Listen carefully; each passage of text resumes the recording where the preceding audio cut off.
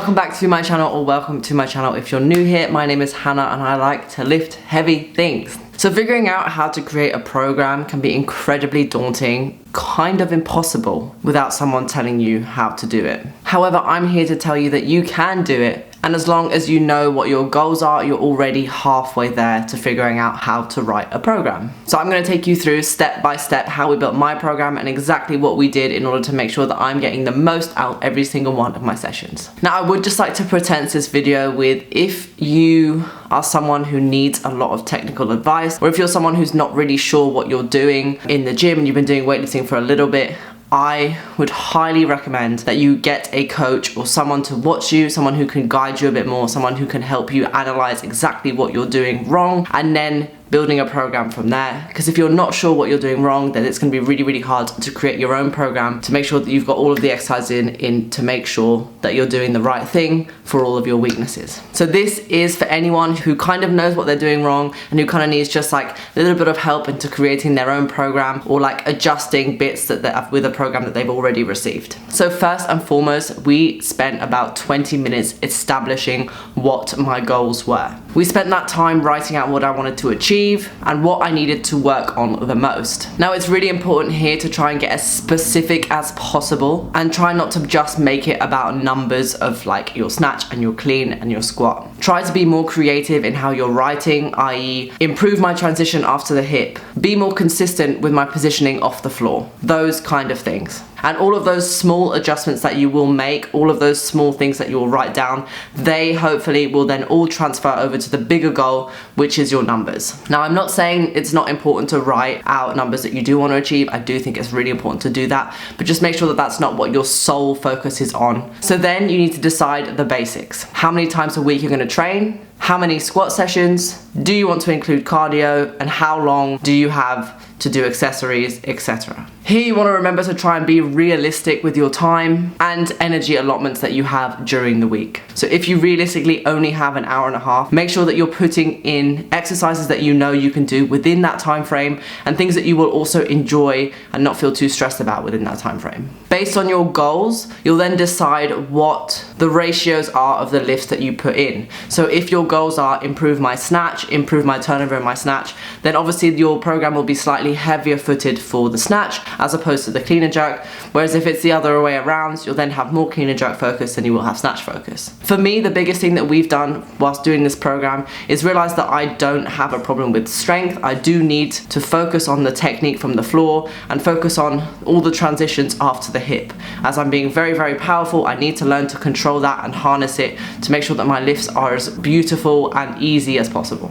So once you've decided what days you're going to do, how much time you have, and the frequency, i.e. how many sessions you're going to do a week, then comes the exercise selection. Now, we have to remember that there will always be training constants, i.e. exercises that will always be within your program, exercises that are just staples in building any kind of weightlifting program. We're talking about squats, we're talking about pulls, we're talking about a snatch, and we're talking about a clean and jerk. Now, for us, when talking about exercise selection and whenever we make programs, we try to think that we don't want to deviate too much from the traditional lifts.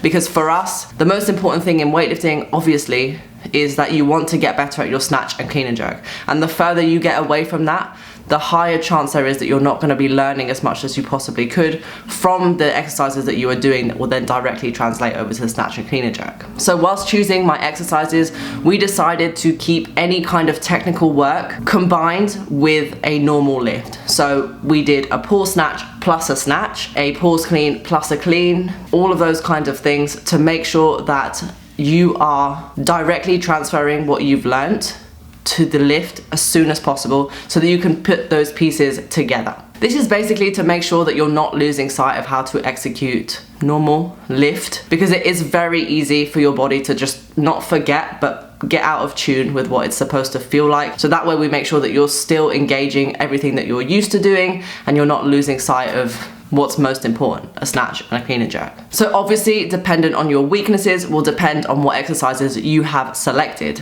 Now, as standard, we usually like to just have a snatch exercise, a clean and jerk exercise, a pull and a squat within a session, and then add on your accessories. But again, dependent on your time constraints will depend on how much you're able to put in there. If you are limited on time, I would suggest breaking it up between a snatch day, a clean and jerk day, and then hopefully you have like one day where you can put both of them together. A way that I make sure that you're getting a good amount of stimulus from all the lifts is just to mix and match. So if you have a snatch day, maybe put in some push press or some muscle cleans or something that means that you're still getting that movement in, just something that's not going to take up too much of your time. Now comes the like slightly more nitpicky area of choosing your reps and sets. Now here, I think it's really important to remember that a program does build over time. You don't start balls to the wall. You build over time, and that's how you're supposed to progressively overload your body. If you guys do want me to do a full video on progressive overload, just let me know in the comments below and I can do that, because I feel like it's too much to expand on right now. So you just have to remember, when programming at the beginning, the start isn't the end. You're working towards that end goal, and your reps and sets should reflect that. So for us, our major thing is that we will be manipulating the weight more than the reps and sets. So the reps and sets will stay relatively constant, maybe a little dip down throughout my program, but the weight will increase every week. But we are choosing a very basic 3-2-1 approach, because for us, again, weightlifting is about doing those 1RMs. Weightlifting is about trying to increase your 1RM. So that's what we're trying to keep as close to as possible, whilst having volume in other areas such as squats and pulls. You can get a little bit creative by adding waves or EMOMs or timed rests if you feel like you want to change it up a little bit. I feel like that is the best way to get creative with weightlifting and keep a little bit of spice within the program, because let's be fair, weightlifting programs can become very repetitive, and weightlifting programs can be just snatch, clean and jerk, squat, pull, and it can be very boring and sometimes a bit mundane, but those are the things that are going to make you better. So if you want to add a bit of something different in there to make sure that you're still having fun and you still feel stimulated mentally, I would add in waves or EMOMs or timed rests, because that way you have a really good time just seeing what your body does and adding like another stimulus. So after that, that's basically the bulk of your program. You then want to create a little accessory list. Again, dependent on how much time you have and how much enjoyment you get out of this bit, I would try and keep it simple. 2 to 3 exercises. You can superset them.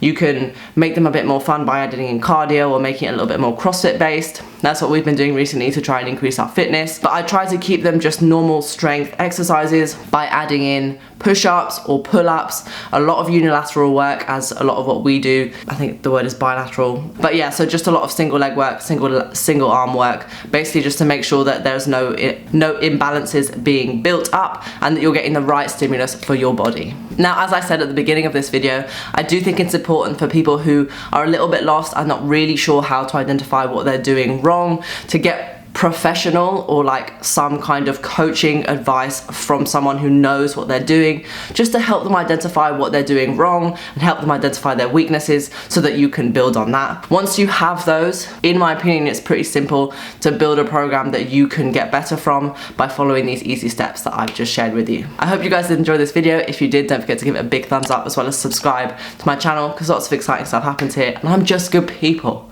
So subscribe. And I'll catch you guys in the next video.